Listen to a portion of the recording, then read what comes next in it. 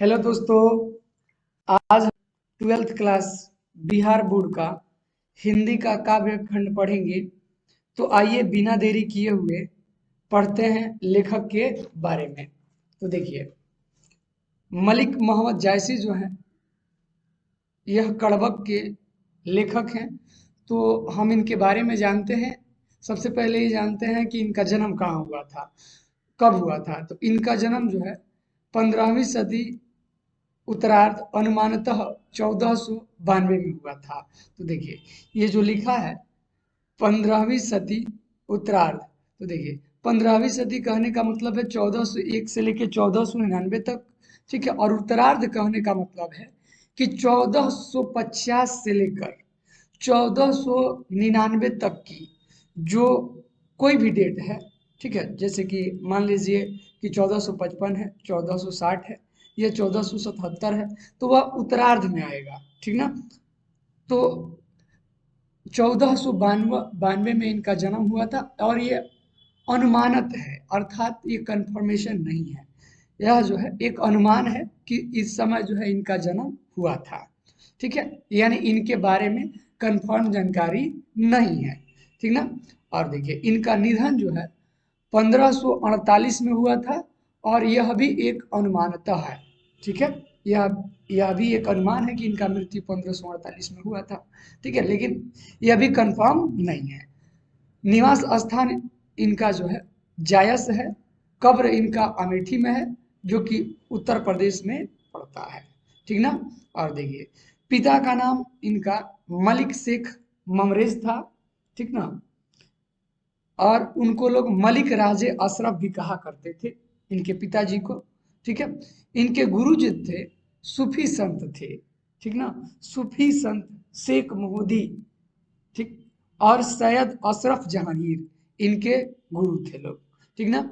ये क्या पेशा क्या करते थे, काम धंधा क्या करते थे। तो देखिए, शुरुआत में, आरंभ में जायस में रहते हुए, जब यह जायस में इनका जन्म हुआ था, इनका निवास स्थान था जायस।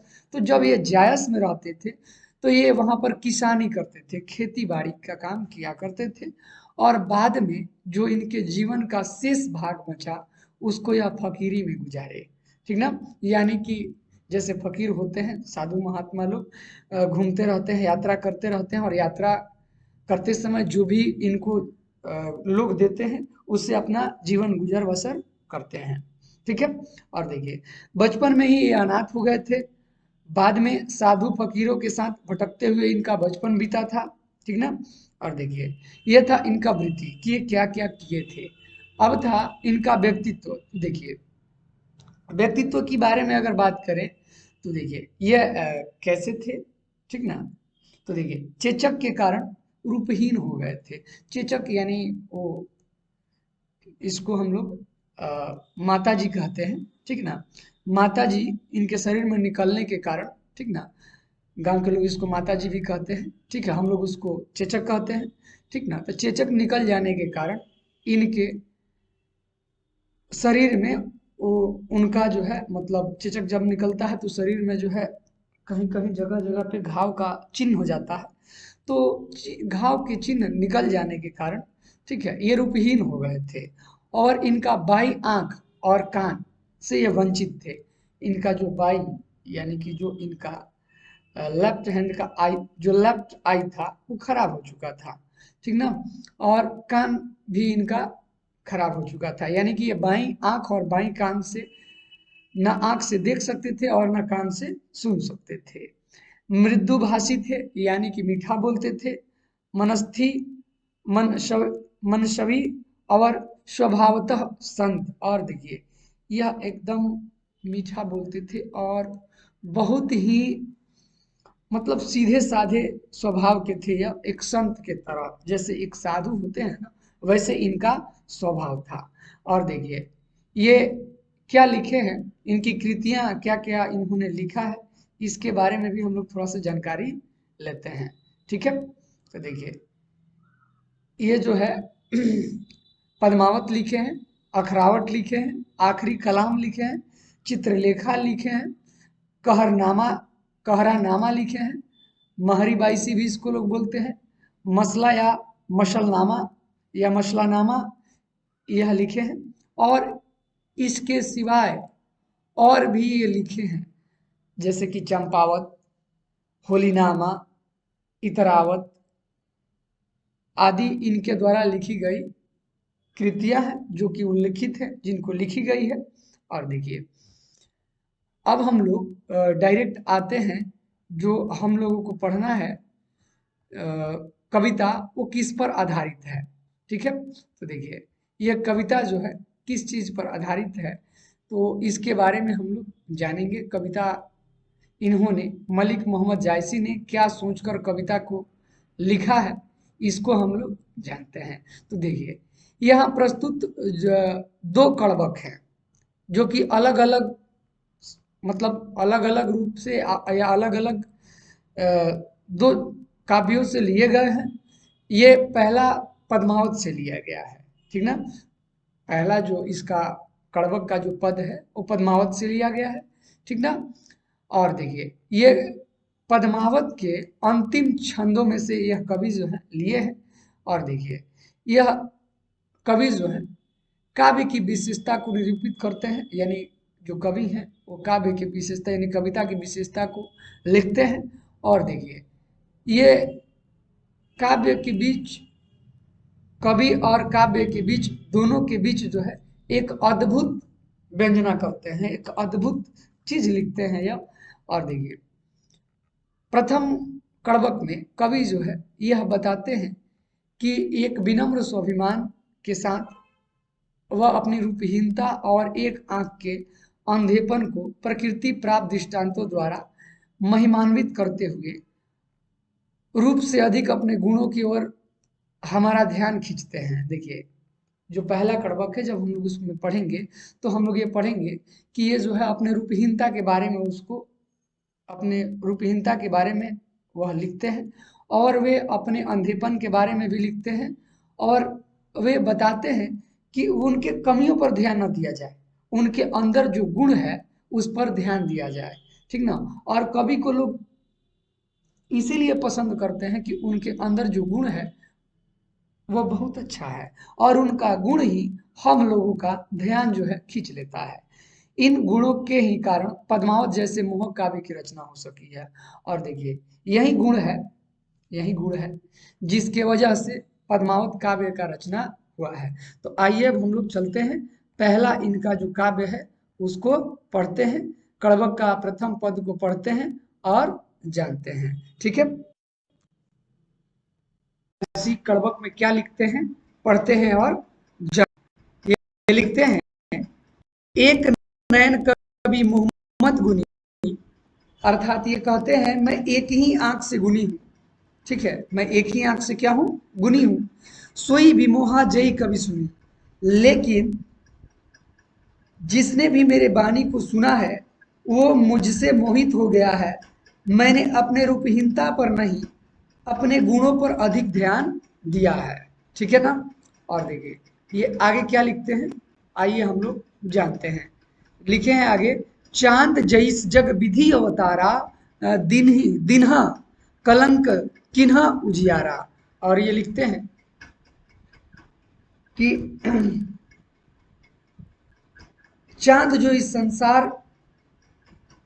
इस संसार में ईश्वर का अवतार है, यानी कि चांद और मोहम्मद मलिक जायसी दोनों इस संसार में विधि के द्वारा उतारे गए हैं, अर्थात ईश्वर के द्वारा बनाए गए हैं, ठीक ना।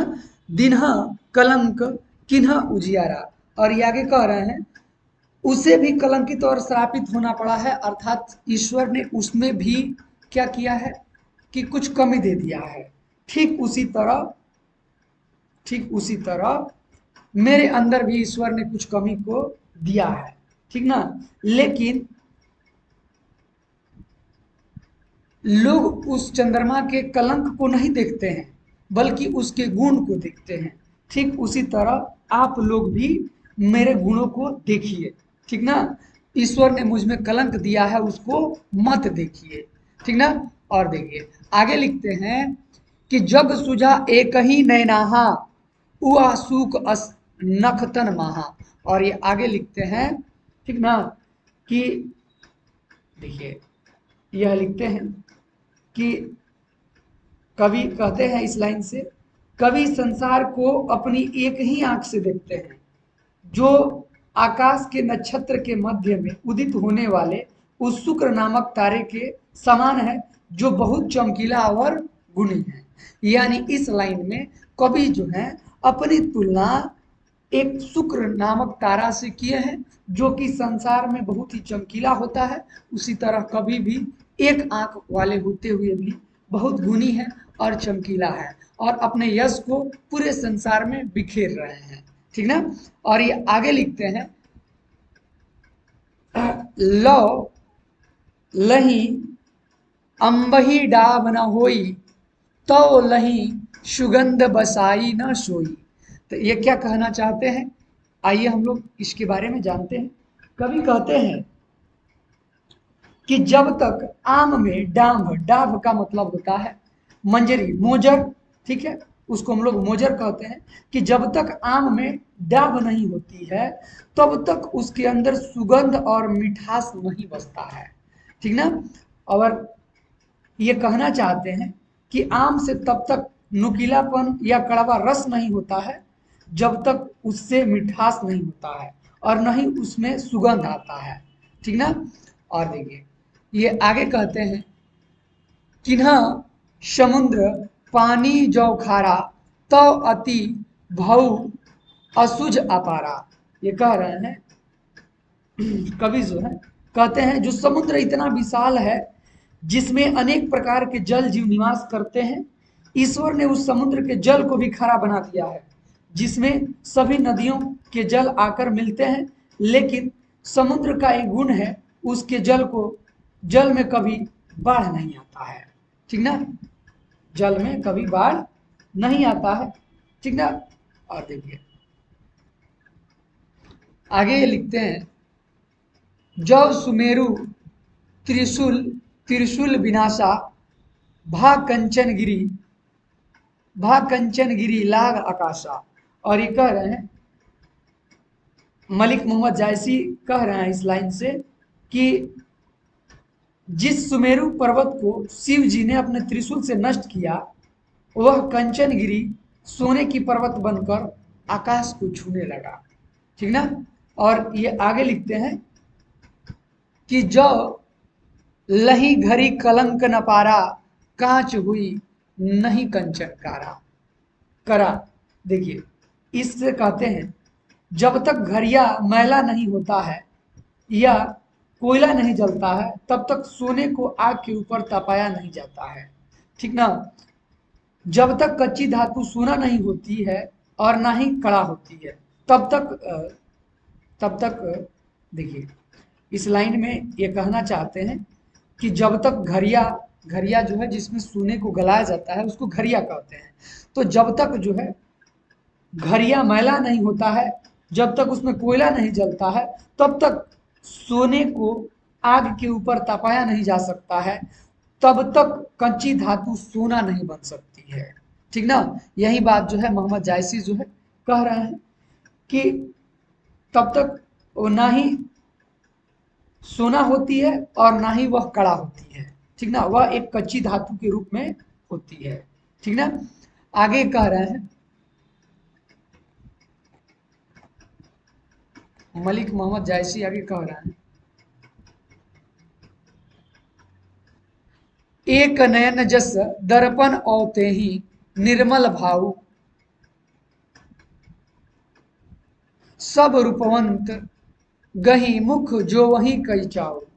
यानी इस लाइन से कवि कहना चाहते हैं कि मेरी एक ही आंख है जिससे मैं इस संसार को देखता हूं, ये आंख दर्पण के समान है।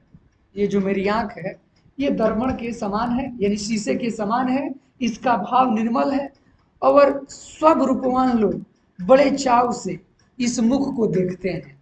यानी जो मेरा मुख है, मेरे अंदर गुण होने के कारण बड़े बड़े रूपवान लोग जो है मेरे चेहरे को, मेरे निर्मल भाव को देखते हैं। ठीक ना। और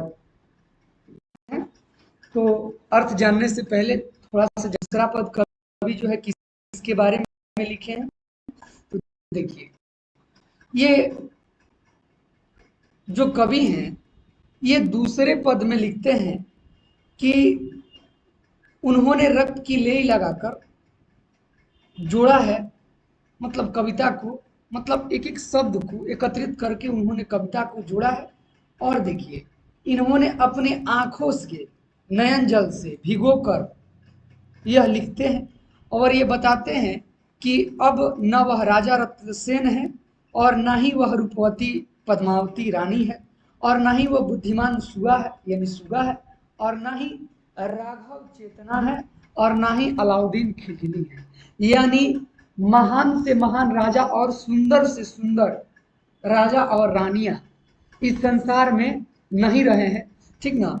तो हम और आप कैसे इस संसार में रह जाएंगेगा।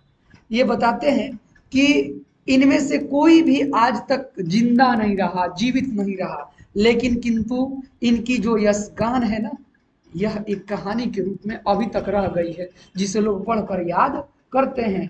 फूल झड़कर नष्ट हो जाता है, लेकिन उसकी खुशबू जिस प्रकार रह जाती है, ठीक उसी प्रकार इंसान जो है वह अपने जीवन को जीकर मर जाता है, लेकिन रह जाता है तो सिर्फ उसका यशगान या वो जो भी किया है अपने जीवन में वही रह जाता है, बाकी सब कुछ नष्ट हो जाता है, ठीक ना।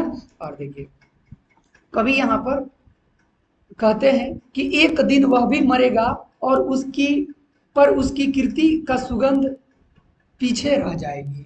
यहाँ इस पद द्वितीय पद में कवि कह रहे हैं कि एक दिन कभी भी मर जाएंगे, लेकिन उनका जो यशगान है वह रह जाएगा, उनकी कीर्ति पीछे रह जाएगी। वो मर जाएंगे लेकिन उनकी कीर्ति कभी नहीं मरेगी। जो भी इस कहानी को या इस कविता को पढ़ेगा उसे दो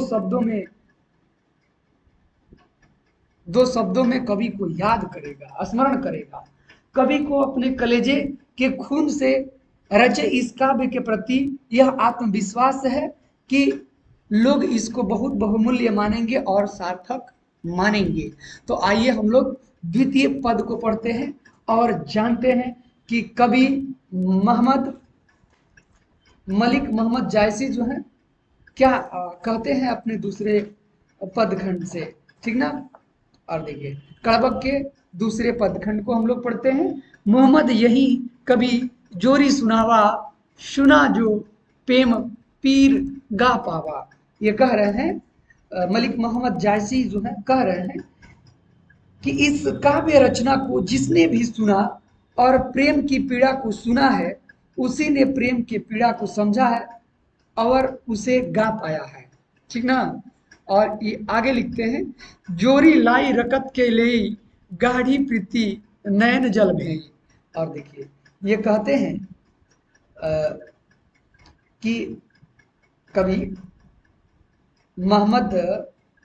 मलिक मोहम्मद जायसी कहते हैं कि प्रेम को रक्त की लेई यानी गोद लगाकर जोड़ा है उन्होंने शब्दों से। इसकी गहरी प्रीति प्रेम को आंखों के आंसुओं से भिगोया गया है। ये प्रेम को पाना आसान नहीं होता है, इसमें बहुत पीड़ा होती है और बहुत आंसू भी होता है, ठीक ना। और देखिए ये आगे लिखते हैं, ओ मन जानी कवित अस्किन्हा मकु यह रहे जगत मह चिन्हा। देखिए ये आगे कहते हैं, ठीक ना, कि कवि कहते हैं मन में यह जानकर इस कविता की रचना की गई है, ठीक ना। मन में यह जानकर इस कविता की रचना की गई है कि मरने के बाद भी इस संसार में, इस जगत में मेरी यह निशानी बची रह जाएगी। यही सोचकर कवि ने इस कड़बक को लिखा है, ठीक ना। और ये आगे कहते हैं, कहाँ सो रतन सेनी अस राजा, कहाँ सुआ असी बुद्धि उपराजा। देखिए ये कह रहे हैं आगे की लाइन में, कवि कहते हैं कि अब कहाँ है वह रत्नसेन जो ऐसा राजा था, कहाँ है वह सुआ जो ऐसे बुद्धि को लेकर जन्म लिया था। सुआ यानी सुगा, ठीक ना, बहुत होशियार और बुद्धिमान सुगा था ये, ठीक ना। और ये कह रहे हैं आगे कहाँ अलाउद्दीन सुल्तानू, कहाँ राघव जय किन्हीं बखानू। कहते हैं कि कवि जो है अपने अगली लाइन में कहते हैं कि कहाँ है वह अलाउद्दीन सुल्तान, कहाँ है वह राघव चेतन जिसका शान का बखान किया करता था, वो कहाँ है, ठीक ना। और देखिए कहते हैं कहाँ स्वरूप पद्मावती रानी, कोई न रहा जग रही कहानी। और ये कह रहे हैं कि कवि कह रहे हैं कहाँ है वह सुंदर रानी पद्मावती, यहाँ अब कोई नहीं है, इस संसार में उनकी कृति के रूप में मात्र उनकी कहानी ही रह गई है, अब कोई जीवित नहीं है, सब मर गए हैं, लेकिन उनकी जो कहानी है वही रह गई है। आगे कहते हैं धनी सो पुरुष जस कीर्ति जासू, फूल मरे पे मरे न बासु। और ये कह रहे हैं कवि कहते हैं कि पुरखों की आवाज, उनकी यश, उनकी कृतियां रह जाती है, हम उन्हें उनकी कृति ही रह जाती है। कवि कहते हैं कि पुरखों की आवाज, उनकी यश, उनकी कृति ही रह जाती है, हम उन्हें उनकी कृतियों से ही जानते हैं, जैसे फूल मुरझाकर नष्ट हो जाते हैं पर उनकी सुगंध कभी भी नष्ट नहीं होती है, ठीक है ना। और देखिए आगे लिखते हैं केई न जगत जस बेचा, केई न लिहा जस मोल। देखिए कहा गया है, ये आगे कहते हैं, आगे के लाइन में कवि कहते हैं कि किसी ने संसार में अपने यश को नहीं बेचा है, किसी ने इस संसार में अपने यश को नहीं बेचा है और किसी ने अपने यश का मूल्य नहीं लिया है, अर्थात किसी ने भी अपने यश को बेचने के लिए सही कीमत नहीं लिया है। और देखिए आगे कहते हैं जो यह पढ़े कहानी, हम शंवरे दुई बोल, हम शंवरे दुई बोल। तो कह रहे हैं ये कि जो लोग भी, जिसने भी इस कहानी को पढ़ा है, उसी ने दो बोल हम सब से बोले हैं, ठीक है। That's all.